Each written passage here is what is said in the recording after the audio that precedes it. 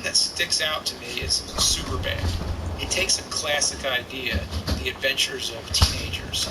They're trying to get laid, they're trying to purchase alcohol underage, and they get into all kinds of trouble. The fake ID with the name McLovin is real funny. I mean, just imagining a young-looking dude awkwardly walking into a liquor store with an ID that has one name only, McLovin. I mean, that's funny stuff. Yeah. I think there's two movies going on here. One is about the teenagers, and that's funny in itself. But the other is about the police officers who end up being real goofy themselves. Lots of the funniest jokes come from the adults trying to show that they're not out of touch. There's the one guy who says, "Hey, are you on MySpace?" And MySpace was still a thing at that time, but the delivery of the line was the funny part. And then one of the cops is doing a Yoda voice and then says, "You've heard of Yoda, right? From Attack of the Clones." That just cracked me up. There's lots of familiar faces like Jonah Hill and Michael Cera, and for a while it seemed like this young pool of actors was appearing in almost every movie in different combinations. But you watch Superbad and you can see why. They're all really funny. Borat is one of the most ambitious modern comedies I've ever seen. Sacha Baron Cohen perfected the reality-style mockumentary where he goes out in public disguised as a character.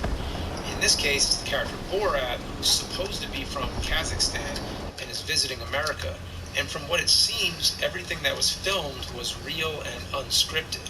The people he meets were not actors and didn't know what was actually going on, or at least that's how it seems.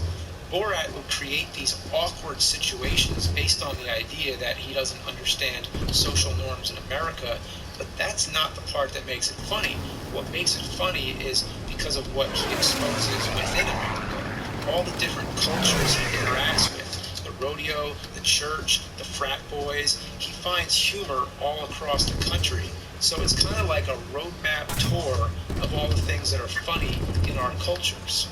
And some of it is just shock humor, like the naked fight scene that goes through a convention ballroom. It's so outrageous and shocking that you're laughing while covering your face. And now, American Movie from 2000.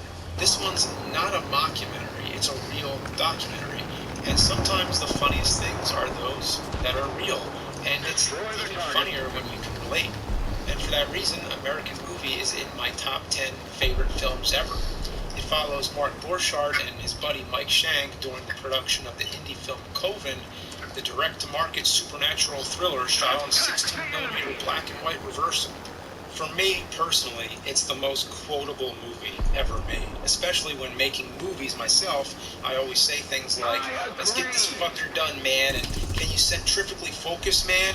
And there's these great, fantastic monologues like, "There's no excuses, nobody's ever paid attention to a blank screen that just said, we weren't able to film this scene, so please forgive us and use your imagination." I've been to the movies hundreds of times, and that's never occurred.